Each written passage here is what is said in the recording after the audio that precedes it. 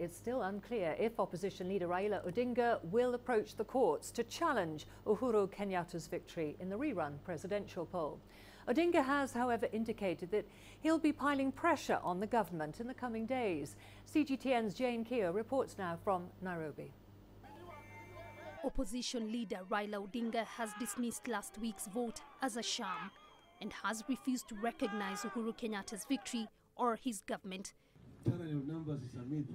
He's held a meeting with MPs drawn from his opposition NASA coalition to discuss the way forward. Odinga has not mentioned a court challenge yet, but he's announced a so-called democracy campaign, including national pickets and economic boycotts. He's also declared the formation of a People's Assembly to push the opposition's agenda. People's Assembly, the vehicle through which we will exercise the solemn duty of restoring democracy, constitutionalism and the rule of law. Odinga withdrew from the rerun poll, saying no electoral reforms had taken place since the August presidential vote was nullified. Despite the boycott, Odinga received more than 73,000 votes. Kenyatta garnered more than 7 million. The runoff election has drawn varied views from the international community. The African Union Observer Mission has declared no major irregularities. We make a recommendation here that a request, an appeal.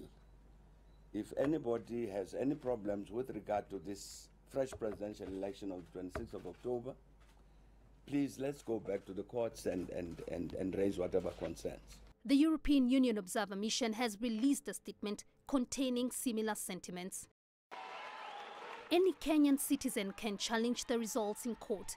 If they remain uncontested, then the president-elect will be inaugurated by mid-November. Kenyatta's Jubilee Party has yet to comment on the latest developments. Kiyo, CGTN, Nairobi, Kenya.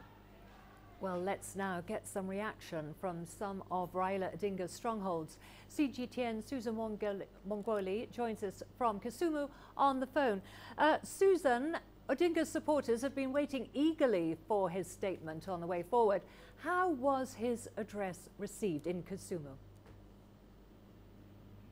Well, Karen, the reaction here has been somewhat subdued here. Nothing much happened. Everybody was just carrying on with their business. The few people that we spoke, well, they expressed some mixed reactions. There are those that feel let down by Mr. Raila Odinga. They feel that his speech was an anticlimax.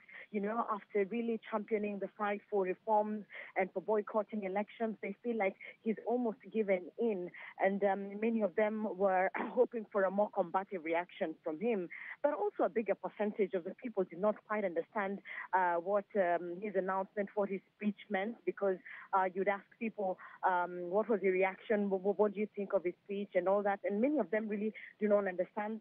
When you ask them about the People's Assembly, they really don't know that, so they're probably just waiting for more clarification. But at the same time, given the whole week of violent protests, there are those that feel fatigued, especially the women. It's their sons who are out there in the hospital.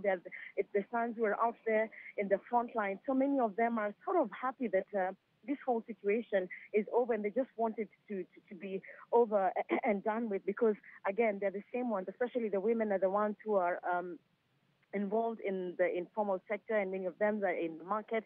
And even to the run-up to this announcement, we had some areas experiencing food shortage. So basically, there are those who just want this thing to be over and done with. But generally, a lot of people were really kind of disappointed, and there's really not been much. And Kisumu is back to life, and everybody's just carrying on with their business. Okay, Susan Mwangeli there in Kisumu, thank you. And Voldy Carosa now joins us. She is in Mombasa.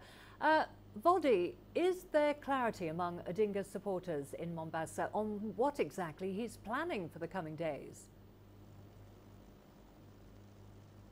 Certainly not, Karen. I'm going to echo some of Susan's sentiment. Certainly the people we've spoken to are rather confused by the statement by Mr. Odinga. They've been waiting for a few days as to get the way forward now, and it doesn't seem as though he spelled that out clearly enough. As Susan said, confused by the words like People's Assembly. What exactly does that mean? This consumer boycott, what exactly would it mean in practice? We saw people sitting around in groups in one of the informal settlements here that erupted with protests last week, Bangladesh, they were basically just discussing what it is they would do. But I guess they're also looking to party leaders in the area to tell them what kind of protests they envision in the coming days, if any.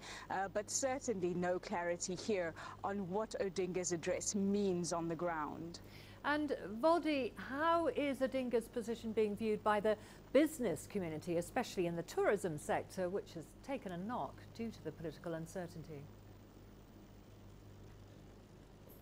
It certainly has, Karen. The Ministry of Tourism revising the growth rate of the estimated growth rate for this year, saying all of those people, the thousands of people that were laid off during the low season, might not be rehired as occupancy rates drop here to about 30%, down from 65% in August and September. So certainly that has been affected. The tourism sector has been affected by the political uncertainty in the country, and the people we spoke to, mainly traders on the beach who sell to tourists, telling us anecdotally that there haven't been tourists this month. The numbers are very, very down. It's the high season. They haven't sold as much as they could. They're used to making around $20 a day, and now they're lucky if they go, if they make something in a week.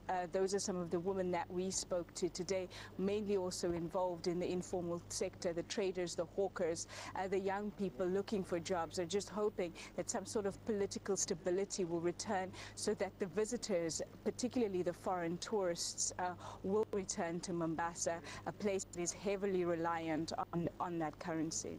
Okay, Voldi Carosa there in Mombasa, thank you for that update.